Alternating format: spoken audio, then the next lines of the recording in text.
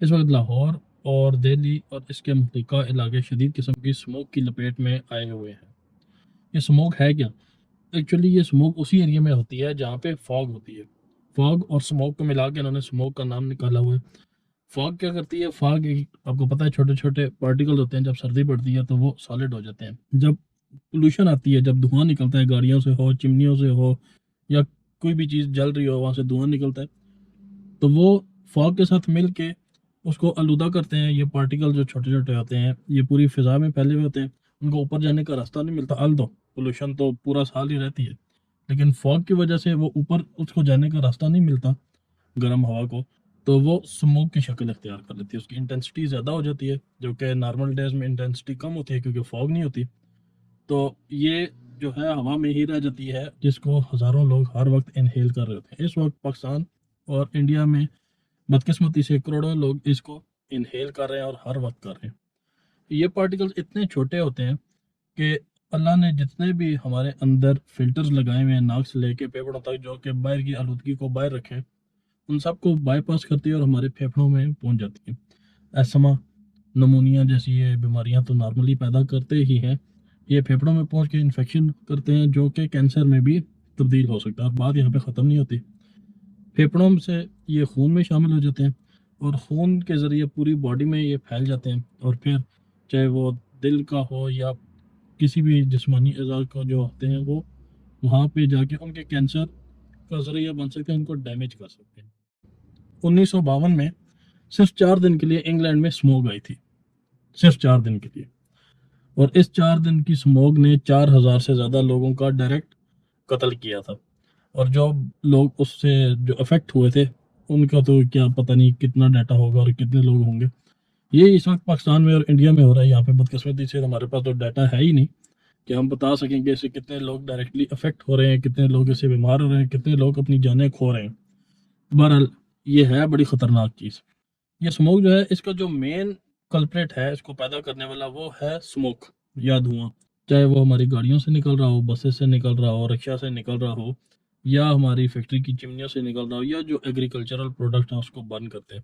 پاکستان میں جو وجوہات ہیں ان میں سب سے بڑی وجہ یہ ہے کہ پاکستان میں جو ٹرانسپورٹ چلتی ہے ان کے انجن چیک ہی نہیں ہوتے۔ کب چیک ہوا؟ آپ نے کبھی چیک کرایا پاکستان میں یا انڈیا میں کہ اس میں کاربن ایمیشن کتنی ہے؟ آپ دبئی چلے جائیں، یو اے ای چلے جائیں، سعودی عربیہ چلے جائیں، مڈل ایسٹ کے کسی ملک میں چلے جائیں، امریکہ چلے جائیں، یورپ کے کسی ملک میں چلے جائیں، آپ نے اپنی گاڑی ہر سال مسٹ چیک اپ کروانا ہوتا ہے اس کا کاربن ایمیشن کا، اور وہ سرٹیفکیٹ ایشو کرتے ہیں کہ آپ کی گاڑی فٹ ہے۔ اگر نہیں فٹ تو پھر آپ کے اوپر جرمانہ بھی لگتا ہے، یا گاڑی کو ایون انفٹ بھی کر سکتے ہیں۔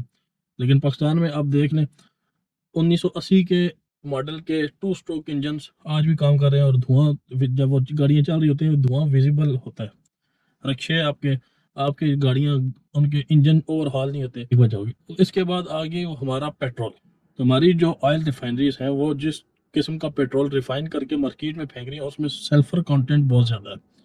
سلفر جب پیٹرول جلتا ہے تو یہ سلفر ہوا میں چلا جاتا ہے، آکسیجن کے ساتھ مل کے سلفر ڈائی آکسائڈ بناتا ہے جو کہ سموک کا ذریعہ بنتا ہے۔ پھر کنسٹرکشن ہے ہمارے، پتہ ہے آپ کے اینٹیں بنتی ہیں، بھٹوں میں بنتی ہیں، ان کی چمنیاں ہوتی ہیں، یہ کھلتی ہیں تو کتنا سارا دھواں جو ہے وہ ہوا میں جاتا ہے۔ ہماری فیکٹریاں، ان کے لیے کوئی لیجسلیشن نہیں ہے، کوئی پتہ نہیں ہے کون سی فیکٹری کتنی کاربن ایمیشن کر سکتی ہے، کتنی پولوشن جو ہے وہ اخراج کر سکتی ہے، اور اگر وہ اس کو کم کرنا ہے تو اس میں فلٹر کون کون سے لگانے ہیں، کوئی چیک اپ وغیرہ ہمارے ممالک میں تو کم سے کم نہیں ہوتا ہے۔ جب 1952 میں انگلینڈ میں 4 دن کا سموگ آیا تھا تو اس کے بعد وہاں پہ لیجسلیشن ہوئی تھی، وہاں پہ انہوں نے پوری ایک کاربن ایمیشن، گاڑیاں کتنی کاربن ایمٹ کر سکتی ہیں، کتنی وہ پولوشن پیدا کر سکتی ہیں، جو فیکٹریاں اس ایریا میں ہیں ان کے لیے انہوں نے قانون بنائے کہ کتنی فیکٹریاں ہیں اور وہ کتنا کاربن ایمیشن کر سکتی ہیں۔ اگر وہ زیادہ کر رہی تھیں تو ان کو انفورس کیا گیا کہ وہ اس کاربن ایمیشن کو ریڈیوس کریں، چاہے وہ فلٹر لگائیں، جو بھی کریں، تاکہ لوگوں کی زندگیاں بچ سکیں۔ اور ان کا افیکٹ یہ ہوا ہے کہ آج سے 40-50 سال کے بعد کسی بھی ملک میں چلے جائیں، اسپیشلی یورپ میں، چاہے انگلینڈ میں چلے جائیں، وہاں کی ہوا آپ کو صاف ملتی ہے۔ AQI ایک ویب سائٹ ہے جو کہ آپ کو بتاتی ہے کہ کتنا ایئر کوالٹی کیا ہے۔ دہلی کی آپ چیک کر لیں، اس وقت 500 سے اوپر ہے۔ اس وقت آپ لاہور کی چیک کر لیں، 1150 سے اوپر ہے۔ 500 سے اوپر ہونے کا مطلب ہے کہ 25 سے 30 گنا WHO کی ریکمینڈڈ ایئر کوالٹی سے یہ زیادہ خراب ہے، اور لاہور تو ماشاءاللہ کوئی 100 گنا زیادہ خراب ہے۔ اور اس کو ہیزرڈس 300 پلس سے جتنی بھی اوپر ہوتی ہے اس کو ہیزرڈس کی کیٹیگری میں ڈالا جاتا ہے۔ تو مطلب کہ اس وقت جو لاہور کے لوگ ہیں وہ تو بالکل ایسے سمجھیں کہ وہ زہر انہیل کر رہے ہیں، اور اس کا سب سے بڑا افیکٹی جو ہے وہ ہے بچے اور بوڑھے لوگ۔ یہ ایک تصویر ہے ناسا نے لی تھی 1 مہینہ پہلے، اور ایگزیکٹلی اسی جگہ کی ایک تصویر لی 1 مہینے کے بعد۔ آپ صاف دیکھ سکتے ہیں یہ جو لاہور اور دہلی کے اوپر آپ کو سفید سے وہ بادل نظر آ رہے ہیں، یہ بادل نہیں ہیں، یہ ایکچولی پولوشن ہے، اور یہی وہ سموگ ہے جس کو ہم انہیل کر رہے ہیں۔ اس سے بچا کیسے جائے؟ بدقسمتی سے سموگ ایک ایسا پرابلم ہے جس پر ہم انڈیویجول بیسس پہ کچھ زیادہ نہیں کر سکتے۔ اس میں جو سب سے بڑی کنٹریبیوشن جو اگر کوئی کر سکتی ہے تو وہ گورنمنٹ آف انڈیا ہے، گورنمنٹ آف پاکستان ہے۔ سب سے پہلے تو یہ قانون سازی کریں کہ ہر سال گاڑیوں کا چیک اپ ہوگا، ان کی پولوشن کتنی پیدا کریں، چاہے وہ ٹریکٹر ہو، ٹرالی ہو، رکشا ہو، سب کا اینول چیک اپ۔ اگر نہیں ہے تو ان کے اوپر بھاری جرمانے لگائیں اور ان کو انفورس کریں کہ وہ اپنی گاڑیوں کو ریپیئر کروائیں۔ اس کا بدقسمتی سے انڈیویجول بیسس پہ زیادہ ہم کچھ نہیں کر سکتے، سوائے اس کے کہ ہم اپنے گھروں میں رہیں، فالتو باہر نہ نکلیں، ہم اپنی گاڑیاں یا بائک یا جو بھی ٹرانسپورٹ کے ہمارے مینز ہیں ان کو زیادہ استعمال نہ کریں، اور اگر ان کی کاربن ایمیشن زیادہ ہے تو ہم اس کے انجن کو اوور ہال کریں یا اس کو ریپیئر کریں، ٹیسٹ کروائیں، تاکہ ہمیں پتہ چلے کہ ہم کتنی کاربن جو ہے وہ ہوا میں پھینک رہے ہیں۔ کوڑا کرکٹ کو لوگ آگ لگا دیتے ہیں، آگ نہ لگائیں، اس کو ڈسپوز کریں پراپرلی، اس کو آگ نہ لگائیں، آگ سے بھی یہ پولوشن پیدا ہوتی ہے۔ اس کے بعد بچوں کو گھروں سے فالتو باہر نہ نکلنے دیں، سپورٹس وغیرہ نہ کریں، باہر گھر میں بیٹھیں، اور گھر میں ایسے انڈور پلانٹس رکھیں جو کہ ہوا کو صاف کرنے میں مدد دیتے ہیں۔ ایئر پیوریفائر لگائیں، آج کل بہت ساری کمپنیاں ایئر پیوریفائر بنا رہی ہیں روم لیول پہ، ہوم لیول پہ۔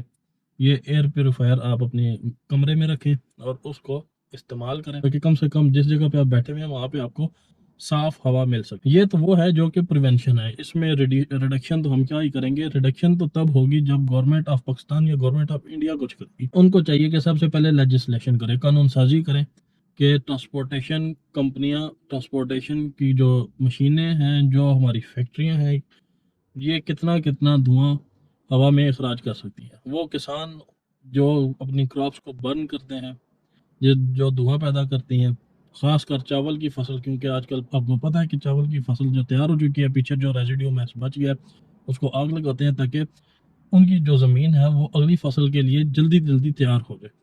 تو ان کے لیے کوئی ایسی ٹیکنالوجی لے کر آئیں، کچھ ایسی مشینیں لے کر آئیں کہ بجائے اس کے کہ وہ اپنی فصلیں کے ریزیڈیو کو جلائیں، وہ کسی بہتر طریقے کے میں استعمال ہو سکے، اس کی کھاد بنا لیں، یا وہ کسی انپٹ کسی فیکٹری میں ایز اے بطور ایندھن استعمال کرنے کے لیے دے دیں تاکہ بچت ہو سکے۔ بہرحال اس وقت جو گورنمنٹ آف پنجاب ہے، جو پاکستان کا پنجاب ہے، اس کی سیریسنس کا حالت یہ ہے کہ ہماری CM صاحبہ سوئٹزرلینڈ میں اپنے گلے کا چیک اپ کرانے کے لیے گئی ہوئی ہیں۔ تو ہم کیا ہی کر سکتے ہیں، ان سے توقع کر سکتے ہیں، اللہ کرے ہماری سموگ سے جان چھوٹے ہمیشہ کے لیے۔ لیکن ایک بات، اگر سموگ نہیں بھی ہوگی تو اس کا یہ مطلب نہیں کہ ہوا صاف ہو جائے گی، ہوا پھر بھی گندی ہی رہے گی۔ آپ جو کر سکتے ہیں وہ ضرور اپنا تھوڑا بہت انٹرپورٹ یا کنٹریبیوشن یا جو کوئی بھی ہے ڈالیں، تاکہ آپ اپنی فضا کو اپنے لیے، اپنے بچوں کے لیے، آنے والی نسلوں کے لیے محفوظ کر سکیں۔ Thank you.